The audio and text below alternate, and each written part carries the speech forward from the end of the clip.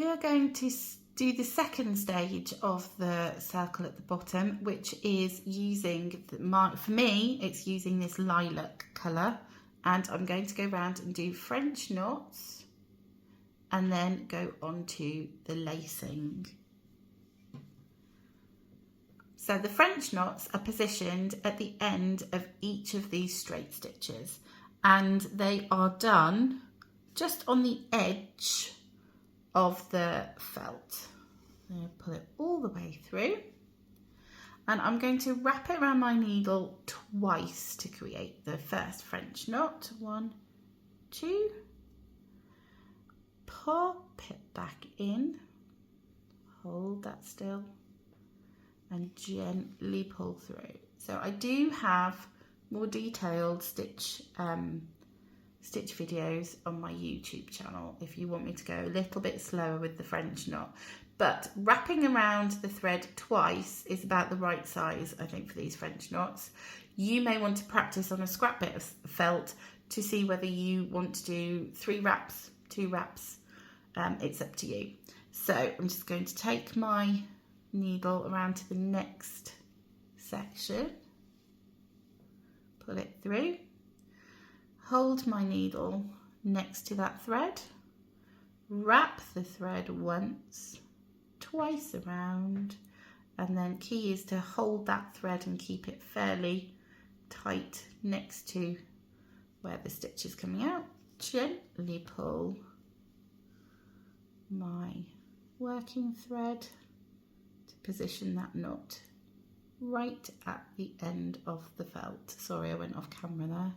Now, I was all needles and excuse me, I was all fingers and thumbs then, and my knot is nowhere near where it should be, which is good because then I can show you what you can do to correct it. So I'm just going to take my thread back down. There we go. That's a bit better. I'm going to do that one again because that was not very good. Pull my needle up. It's really difficult to hold things and keep them on camera. So wrap once, twice, pull that down to the base of my needle, push it back through, and gently pull that thread through. As I said, I have got detailed stitch videos on my YouTube channel if you need to go and have a look at that.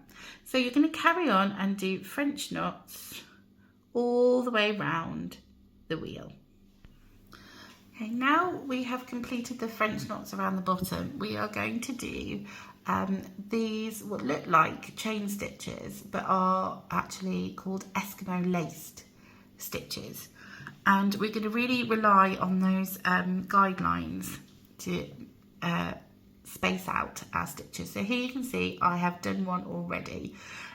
The stitch comes up just below where 2 of the back stitches meet. So where the thread comes in and out for the back stitch, like here and here, which is on those segment lines, that's where the thread comes out. We then pass it underneath this stitch on the right, back down underneath the stitch on the left, and into the space where it came out. So I'm going to go through that with you. So we can see the next stitch along where they go in and out of the felt is here. So I'm going to bring my needle up on that line below those stitches and pull my thread through. Now I want to loop my thread, lace it underneath the stitch on the right and down back underneath the stitch on the left. You can just poke your needle under and down. However, you can get it caught on the threads that are already there and the felt, which can be a bit of a pain. So instead, turn it round so you've got the eye of your needle, and you're going to pass the eye of your needle underneath the stitch on the right and keep it really gentle and loose. Really gentle and loose, because we want to keep this looped effect. If you pull it too tightly, you'll get just a straight line, and then it's pointless doing all of this extra work. So now, using the eye of my needle, I'm going to come down under the stitch to the left So we've got this loop, and this is the loop that we want to keep that nice shape. So I'm going to pull it through. Now as I'm pulling it through, I can see that my threads are separating, so I'm just going to try to get them to join together a bit. Just, there we go, that's better. And then you're going to pull it really gently. Again, they've separated, so I'm going to leave my needle there and pull with my other hand, just to try and keep that shape. Because what you want is the stitch going up, looping and back down. And if you pull it too tight, that loop is going to disappear, and we want these lovely little loops going around the edge, which make it look like a flower.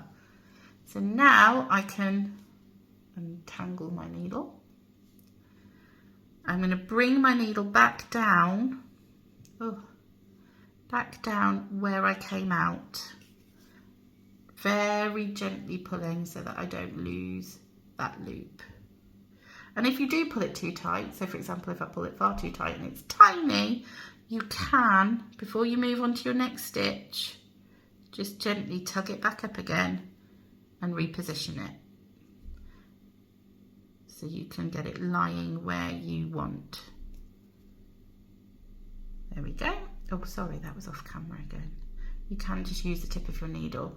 So I'm going to do another one. So here we've got a segment going down there, which is where the 2 stitches go down into the felt. So I'm going to pull my needle up on that stitch line. I'm going to turn it round, so I'm using the eye of the needle underneath the stitch on the right, pulling gently, back down underneath the stitch on the left, pulling gently. I've got a lovely loop there, and then untangle your needle, take it back down where you came out and pull gently to get that loop. And do that once more, up on the line, under, going up the right, under on the left, pull through and take your needle back down. And then you're going to carry that on all the way round until you have got this lovely loop shape. And you can see here from, I just used my needle, you can see that the points at the bottom are all on those guidelines that we've marked. And you can see that I have tried to keep the distance from the centre the same. So it's like almost like a little circle on the inside of the flower, and then you've got the loops around the outside of the flower as well. You're going to carry on and do that all the way around, and then you have finished with the lilac colour.